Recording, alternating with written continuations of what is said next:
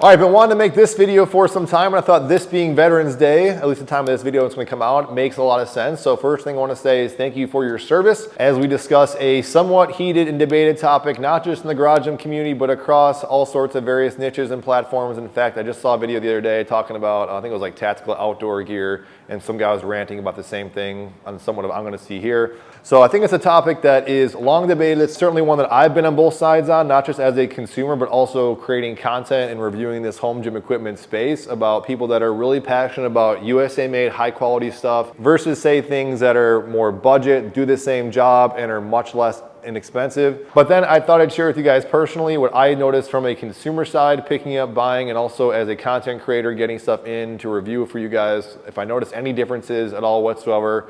And also kind of business logistics between USA made versus Chinese or imported made home gym equipment. So this is definitely an area of passion for a lot of people. Definitely drop your comments down below or just observations and things you've learned throughout the years or some pieces you think it's worth buying, say USA made versus overseas. Share those down below. Of course, keep it respectful here, guys. We're just talking about gym equipment, nothing super serious. As it goes without saying, please like, share, and of course subscribe if you've not already done so. It really helps support me and the channel. So you guys have been watching the channel. I do cover and have covered and will cover cheap, inexpensive type things, but I also, as I say, get the warm and fuzzies and love having things that are USA made, even stuff like this that's kind of like small batch stuff from like a local, you know, privately small company such as this Bamp Hammer. Covered this product down below. Got some other examples I'll be sharing for the point of reference here in this video.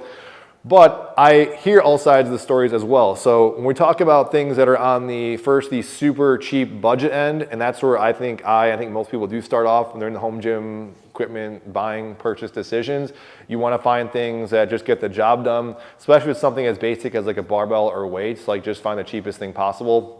Of course, there's the used market. I won't really get into that in this video. But then when I do cover something that is cheap and inexpensive, people will come back and say, well, it's not safe, it's gonna break, it's a piece of junk, go invest in something that's really high quality, and we'll touch on those things as we go along here. Subtle other side of that coin when it comes to imported products, people might say, the other argument is there's things that are imported that are not worth the markup. When I'm talking about, say for example, the Total Gym sliding bench trainer here, they make a bunch of different models. There are cheaper, some are expensive, but there are some things that are imported that some people say they're just not worth it because they're made in China, therefore you shouldn't pay more money for it.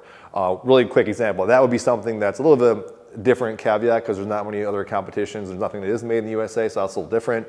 But maybe something like a Rep Fitness, Forest USA, they get kind of that thrown on their backs too because it's imported, therefore it should be, say, cheaper than something that is maybe USA made. So again, we'll address that here. And then you have on the other side, which I've also been accused of, and just as a consumer, I appreciate as well, and that is showing off and purchasing and or reviewing higher end USA made quality stuff that some people might argue is either overpriced, not necessary for what it is. You might as well just buy something cheap and budget for the basic functionality of what it does. Or some people might say it's kind of elitist or not necessary to buy almost something that is commercial grade quality for a home gym. All of which are just some of the examples I hear personally, but I'm sure these companies, especially ones that import products in, are probably hearing on a daily basis as to why they don't get more USA made, you know, stuff made, which I've heard many companies tell me just the way their business model is run, it's just simply not possible. Maybe I might get to some more details later also, but some of these companies are very small operations. I'm talking 1 to maybe 2 people, and I'm talking about like not just small things, I'm talking like big like rack type builds where they're literally importing massive machines. And so for them, like, yeah, for how they do things, it's just not in their business structure to go about getting things made in the USA. Getting into the overseas products and the relatively cheap, inexpensive, say, budget rack category, I gotta do another update, make a whole video about this, but I still pretty much defend what I've said. Of all the different budget racks that I've covered, all of them have pretty much been donated or given away, or they're actually set up and done the review at someone's house. They've all been going totally strong, and they've always said, unless it's something new and you don't know anything about it, and of course there are some crazy examples of things that have failed, but if you're talking big, substantial racks, things that have, say, been on Amazon, there's reviews for them, people have had them for a while, you pretty much know, and just by looking at them, like, unless you're not doing anything super crazy, for the vast majority of the population, they're gonna sustain the weight and the beating you're more likely to throw at it. I still remember, I actually just did a follow-up on one which is, I think at this point, as far as Amazon's concerned, the cheapest rack that has a cable integrated system. Even when I did the review, I'm like, I could totally live with this rack and be totally happy with it. I checked on that to the people I did the review on, husband and wife who still use it regularly, and they say it's working totally fine. That thing was $309, and it still goes down to that price. I'm sure it will when it comes down to Black Friday. It's on my Amazon budget or home gym recommendations. So that's still up there. That thing was dirt cheap. When you start talking things such as Temu or like Alibaba Express, there's one on Temu, which I'm debating. I might pull the trigger on it. If you guys want to see it, let me know. There's a rack that's like an all-in-one trainer that is, I think, $300-ish. It's been there for a while. Rumor has it, I don't know for sure, that it was the same thing as one of the Mikolo models. And that's one of the other arguments, is one of the issues people have with certain brands that are, especially if they're based in China, is that you can get the product much cheaper somewhere else.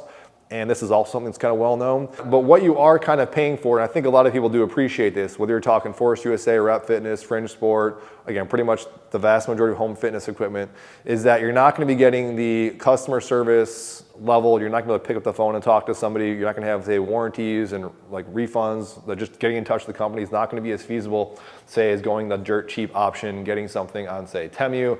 However, I would say with Amazon, even it might be hard to actually get in touch and get some replacement parts, that's probably likely gonna be hard to do, but sometimes it's not always the worst. But at least with Amazon, if something goes wrong, you can still return the product and at least get your money back. Of course, there's many other fees that go into a USA-based company that's importing products. One in particular, aside from customer service, logistics, taxes, insurance, shipping costs is obviously huge. I don't even know how these companies, the cheaper ones, are actually shipping the things at their rates. It just blows my mind.